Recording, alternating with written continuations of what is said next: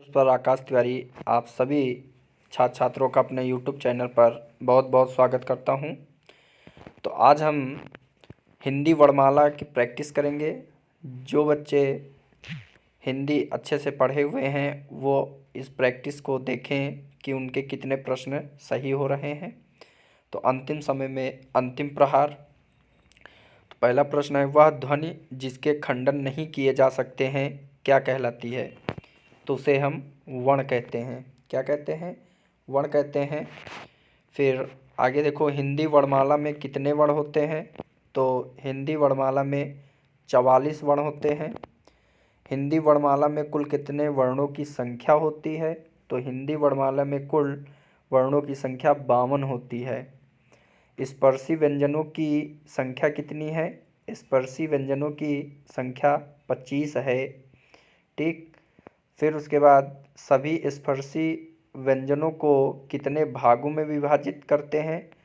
तो इसमें आपको बताना है। तो इसका सही जवाब 5। ठीक। व्यंजनों की कुल संख्या मानी गई है तो 33। व्यंजनों की कुल संख्या मानी गई है 33। जिन वर्णों का उच्चारण करते समय अन्य ध्वनि की सहायता नहीं लेते हैं उसे क्या कहते हैं? तो उसे हम स्वर कहते हैं। फिर उसके बाद जो वर्ण स्वरों की सहायता से बोले जाते हैं उसे क्या कहते हैं? तो उसे व्यंजन कहते हैं। जो वर्ण स्वरों की सहायता से बोले जाते हैं उसे व्यंजन कहते हैं। तो ये आपका सही जवाब हो जाएगा। फिर जो ना तो स्वर हैं और ना व्यंजन होते हैं उसे क्या कहते हैं? तो उसे हम अयोगवाह कहते हैं। क्या कहते हैं? अयोगवाह कहते हैं। हम इस पर ज़्यादा डिटेल नहीं करेंगे, सिर्फ प्रश्न और उसका उत्तर ही आप सभी को देखना है और कितने आपके सही इनमें से प्रश्न करते हैं वो कमेंट बॉक्स में जवाब दें कि आपके प्रश्न कितने सही हुए। तो सारे जो हैं हम वर्णमाला से संबंधित प्रश्न हम यहाँ पर देखेंगे। अयोगवाह कितने प्रकार के होते हैं? तो अयोगवाह 2 होते हैं। कितने प्रकार के होते हैं? 2 प्रकार के अयोगवाह हैं। तो विसर्ग और अनुसार। विसर्ग और अनुसार। ए किस प्रकार के वर्ण हैं? तो ए कंठ तालु हैं। क्या है? कंठ तालु हैं। ओ किस प्रकार के वर्ण हैं? तो ओ कंठोष्ठाय हैं। निम्न में से अग्र स्वर हैं। तो निम्न में से अग्र स्वर ई और ऋषि हैं। वृत्ताकार स्वर नहीं है तो वृत्ताकार स्वर आ जो है वो नहीं है। जिह्वा के आधार पर स्वरों के कितने भेद हैं? तो 3 हैं। जिह्वा के आधार पर स्वरों के कितने भेद हैं? 3 हैं। निम्न में से तालव्य ध्वनि नहीं है। तो निम्न में से तालव्य ध्वनि या और रा नहीं है। निम्न में से सही नहीं है। इसमें आपको बताना है निम्न में से कौन सा सही नहीं है। जैसे क ख ब भ ग घ सभी में। तो का और खा प्रश्न है निम्न में से सही नहीं है। तो यहाँ पर इसको इसका ये नहीं है। इसको हम बाद में देखते हैं। क्वेश्चन नंबर 18 के बाद 19।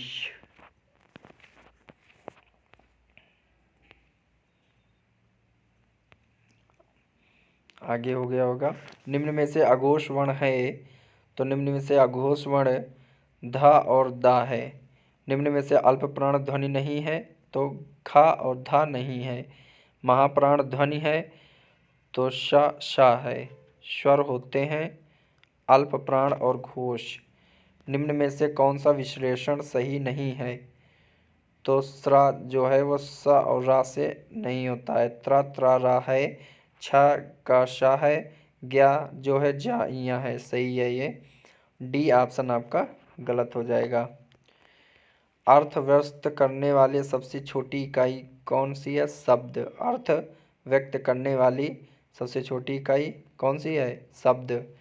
अनुस्वार विसर्ग को क्या कहते हैं? अयोगवाह कहते हैं। नासिक व्यंजन नहीं है, तो नासिक व्यंजन नहीं है तो इसमें कौन सा या। और संघर्षी व्यंजन, तो इसके बारे में देखते हैं।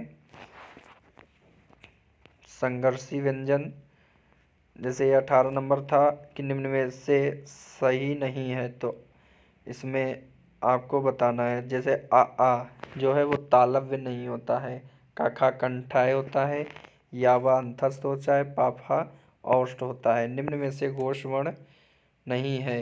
19 नंबर, तो कौन सा का और खा नहीं है। फिर उसके बाद ये आपने देख लिए थे। फिर नासिक व्यंजन नहीं है तो नासिक व्यंजन या। संघर्षी व्यंजन है तो श श शाह। प्राकंपित व्यंजन है तो रा। उत्क्षेपित व्यंजन, तो उत्क्षेपित व्यंजन कौन सा, तो ड ड़। अर्धस्वर, अर्धस्वर कौन से हैं, या और वा। पार्श्विक व्यंजन कौन सा, ला पार्श्विक व्यंजन होता है और लुंठित रा होता है। फिर उसके बाद आगे हम देखेंगे, आगे है अर्धस्वर को या वा होते हैं। पार्श्विक व्यंजन अभी आपने पढ़ा ला होता है। निम्न में से कौन सी अरबी फारसी ध्वनि नहीं है, तो आ और ला नहीं है। हा और हा वर्ण का उच्चारण स्थल क्या है, ये स्वर यंत्र है। मूर्धन्य ध्वनियाँ कौन सी हैं, तो ट ठ ड ड़ है। फिर उसके बाद हिंदी वर्णमाला में मुख्य स्वर कितने हैं, तो मुख्य स्वर 4 हैं। हिंदी वर्णमाला का 11वां व्यंजन कौन सा है, टा है। भाषा की सबसे छोटी इकाई क्या है, तो वर्ण है। भाषा की सबसे छोटी इकाई वर्ण है।